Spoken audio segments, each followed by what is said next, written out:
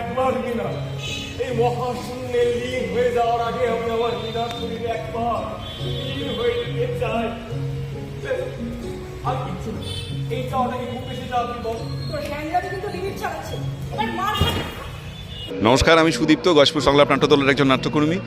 বগুলার সূচনা আমাদের দীর্ঘদিনের নাট্যবন্ধু নাট্যজনদের নিয়ে তৈরি সংগঠন। অনেক অনেক বছর ধরে তাদের সঙ্গে আমাদের এই নাট্য মিতালি চলছে আর কি।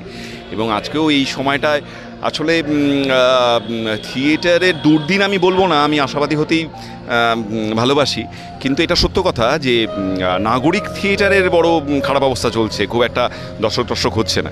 কিন্তু এখানটায় এত দর্শকের সমাগম এবং সবাই অ্যাডভান্স টিকিট বুকিং করে আসছেন, নাট্যপ্রাঙ্গণ ভরিয়ে তুলছেন। এইটা বগুলার মানুষের নাট্যপ্রীতি এবং বগুলার সূচনার যে নাট্য সংগঠন তার জোরের জায়গা। অসাধারণ, খুব ভালো। আমি এর আগে কোনোদিনই বগুলাতে আসিনি, আমি প্রথমবার বগুলাতে এলাম। এক অপূর্ব অভিজ্ঞতা, ভীষণ ভালো মানুষ, এত ভালো আপ্যায়ন এখানকার মানুষের। সূচনা বগুলা দলের সমস্ত সদস্য তারা সকলে এত ভালো সহযোগিতা করেছেন। এত কম সময়ের মধ্যে আমরা সেট করে উপস্থাপনাটা করতে পেরেছি, সেটা আমাদের কাছে বড় প্রাপ্তি। এবং সবথেকে বড় পাওয়া হচ্ছে এই আতিথেয়তা, যেটা সব জায়গায় পাওয়া যায় না। আমি আপ্লুত বোধ করছি এরকম একটা জায়গায় এসে এবং আশা করছি ভবিষ্যতে আবারও আসবো। আপনারা সকলেই ভালো থাকবেন, তাদের উৎসবকে সাফল্যমণ্ডিত করবেন। সূচনার জন্য অনেক অনেক শুভেচ্ছা এবং অভিনন্দন রইল। অনেক ধন্যবাদ। বলছে মধুটা একটু কম খাও না, চেপে যাবে। আরে না না, কিচ্ছু হবে না, কিচ্ছু হবে না। একটু করে নিচ্ছিল। একবার না, বলছিলাম কি যে আমাদের সবার খাটটা কিন্তু জানলার এপাশে থাকবে, কেমন?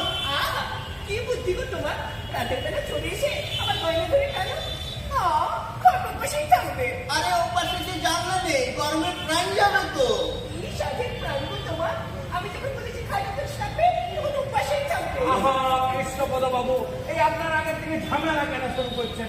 এই আগে আপনাদের সবই দেখে এই জিনিসপত্র আনুন, তারপর না হয় ঠিক হবে। এই খাটটা আপনি এই পাশে রাখবেন না ওই পাশে রাখবেন? তুমি তো বলে বাবা, দেখছি স্বামী স্ত্রীর মধ্যে কথাবার্তা চলছে, তার মাঝে নাম করে দেখছো। দাদা থেমে যাও, স্বামী স্ত্রীর মধ্যে শান্তিপূর্ণ আলোচনা চলছে, তার মাঝে তুমি নাক গলাতে শোনা, তাহলে নাক তোমার ভেঙে যাবে। দাদা